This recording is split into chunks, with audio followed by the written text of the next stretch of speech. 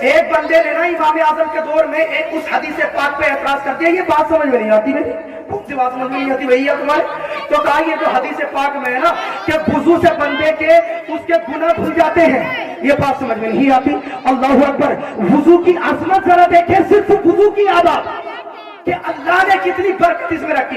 امام اعظم ہاتھ پکڑ کے مسجد میں لے گئے, اس اعتراض کرنے والے بندے پر خاص نظر فرمائی اور کہا بیٹھ جا. اب جب نمازی نماز کے لیے آنے لگے نا تو ایک بندے نے وضو کیا. امام اعظم نے فرمایا ذرا اس پانی کو دیکھ کیسا تجھے نظر آ رہا ہے. امام اعظم سے کہتا ہے وہ بندہ کہ حضرت یہ پانی تو مجھے ایسا نظر آ رہا ہے جیسی گار ہوتی ہے. اب اسی وقت اس کے بعد میں ایک دوسرا بندہ آیا, اس بندے نے وضو کیا. امام اعظم نے پھر فرمایا بتا اب اس بندے کا پانی وضو کا گرا ہوا کیسا نظر آ رہا ہے. اب اسی وقت اس بندے نے کہا مٹیالہ نظر آ رہا ہے. ایک تیسرا بندہ آیا, اس بندے نے وضو کیا.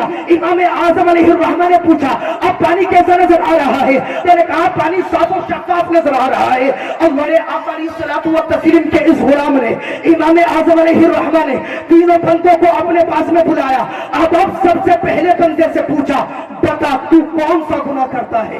اب یہاں تو بول کھلنے والی تھی, وقت کا امام ہے, اللہ کا ولی ہے, جھوٹ بھی نہیں بول سکتا.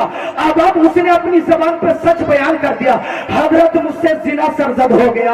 اور امام اعظم نے فرمایا یہ وضو کی برکت سے اللہ تعالیٰ نے تیرے اس گناہ کے اندر تخفیف کی, اور یہ اس گناہ کی نحوست تھی کہ تیرا وضو کا پانی گار کی طرح نظر آ رہا تھا. اور دوسرے بندے سے پوچھا بتا کون سا گناہ کرتا ہے.